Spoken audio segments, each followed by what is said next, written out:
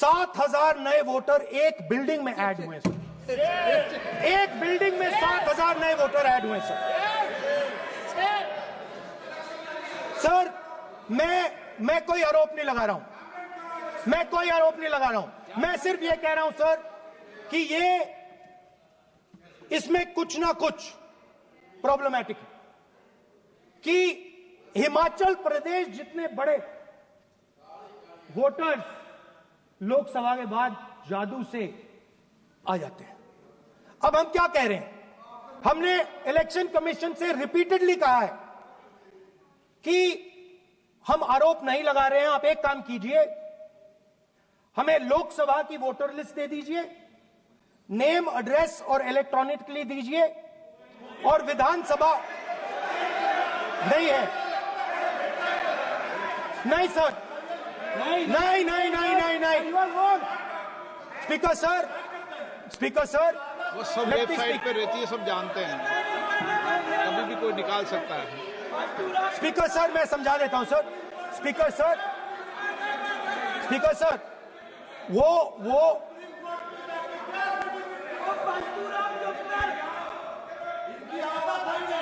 Speaker sir, we have asked. Speaker sir.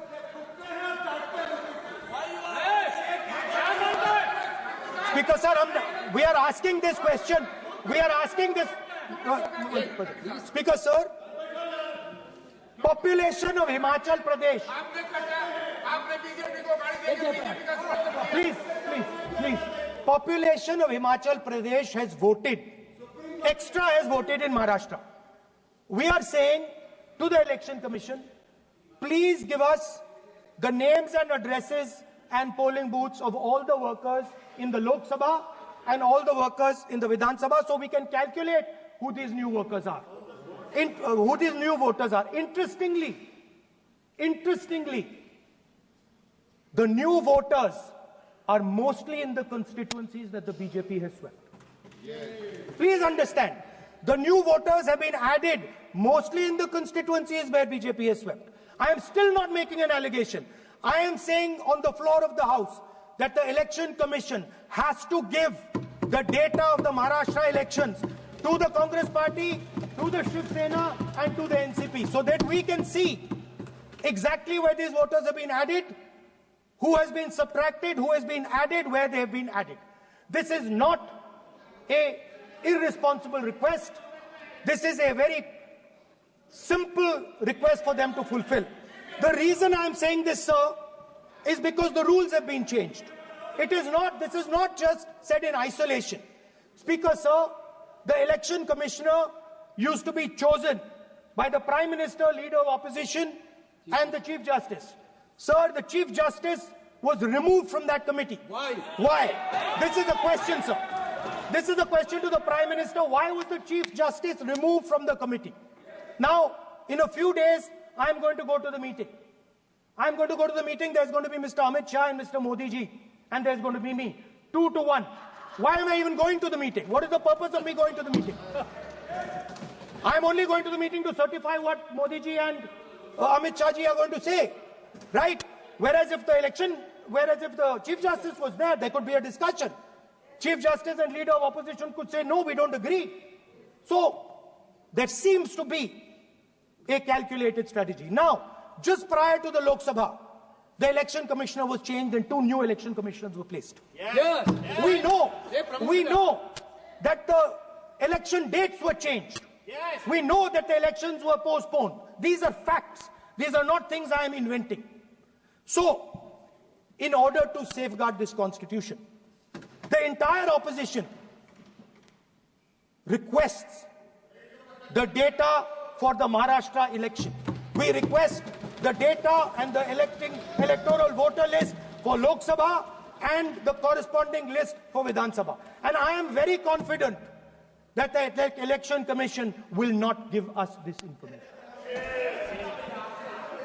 Speaker, sir, that is broadly. So the third element of our President's address would be a determined defense of India's institutions, of our democratic system, and a re-look at our entire democratic framework and looking again at all the institutions that have been taken away from the people of India. So those would be the type of things that we would say in a presidential address. I'd like to finally say one thing. In the last, थोड़ा बढ़ा देता हूँ. अब मैं थोड़ा और खींचूंगा. अब और खींचूंगा थोड़ा. अब और खींचूंगा.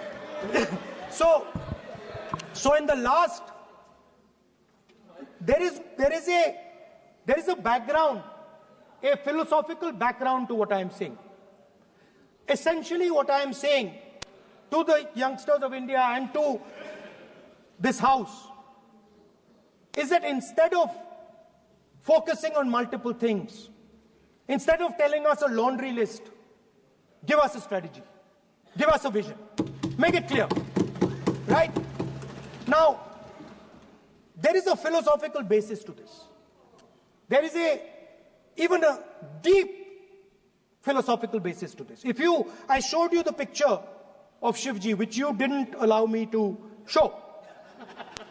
I showed that picture for a reason. What does that picture tell us? If you look at that picture carefully, it tells us focus carefully. Do not get distracted. Do not look here and there. Do the job at hand. So there is a philosophical basis to the speech I have given. I have not told the House and the country that we will do this, and this. This is the philosophy of Shivji. Say what you have to say, but be clear that you're going to do that one thing and don't do 50, 60, 70 different things. So there is a link between our philosophical tradition, our religious tradition, and what I'm saying. And that is what India needs to do. India needs to connect the past, the values of the past. You talk about Sardar Patel ji, but you destroy Sardar Patel ji's values every day. You talk about Ambedkar ji, you destroy his values every day. You talk about Nehru ji. No, you don't talk about Nehru ji. Right? You bow in front of Buddha. You destroy what he says. So the point is, you have to be truthful to what you are, right? And it is important that when you are giving a way forward to the nation, there is clarity of purpose. There is no hatred, there is no violence, there is no anger, because these things are destroying our country. So my speech has not been angry, has not been nasty. My speech has been very polite, very kind, and I thank the Prime Minister for coming and listening to it. Thank you.